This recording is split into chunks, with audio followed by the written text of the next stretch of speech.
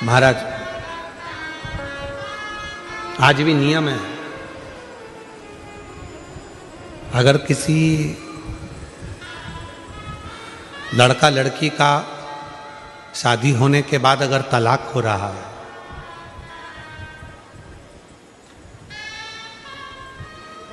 लड़की और लड़के का यदि तलाक हो रहा है और दोनों का अगर कहीं ना कहीं थोड़ा बहुत भी स्नेह है और उसमें से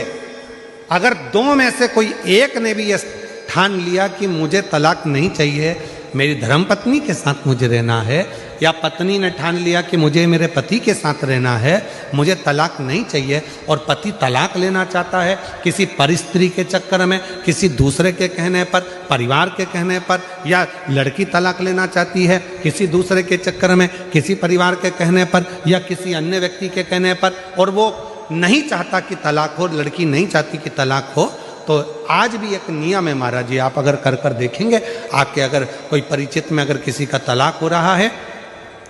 छूट रहा है, संबंध खत्म हो रहा है, तो आज भी महाराज श्री हरि और हर इन दोनों का साझा कर कर यदि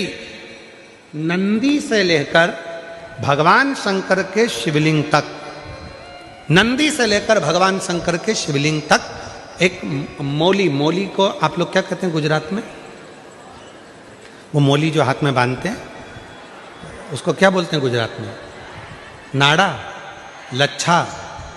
मौली, जो लाल पीला धागा होता है ना जिसको हाथ में बांधते हैं पूजन के टाइम पर, तो वो लच्छा, वो नाड़ा, वो मौली जो है वो जो बांधने वाला है, नंदी का जो एक चरण खड़ा हुआ है, बाकी का चरण एक आगे का नीचे दबा हुआ है, पीछे का चरण भी दबा है, पर एक नंदी का चरण ऊपर है, उस चरण से लेकर भगवान शंकर के शिवलिंग तक एक सूत्र को बांधा जाए और उस सूत्र को 7 जगह पर बेलपत्र रखकर उठा लिया जाए, और उठाने के बाद में किसी भी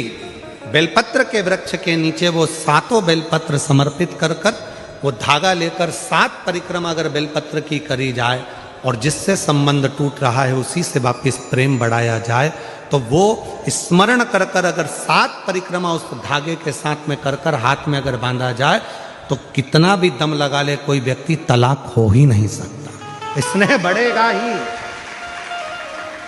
प्रेम बढ़ेगा ही, वो टूट नहीं सकता, उसको तोड़ा नहीं जा सकता। पर उसमें एक काम आपका भी चाहिए, आपकी वात्सल्यता, आपका प्रेम, आपकी करुणा और आपकी अच्छी सोच, अच्छे विचार,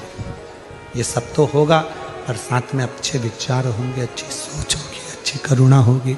अच्छी वात्सल्यता होगी, अच्छा स्नेह होगा, अच्छा प्रेम होगा, अच्छा मन होगा,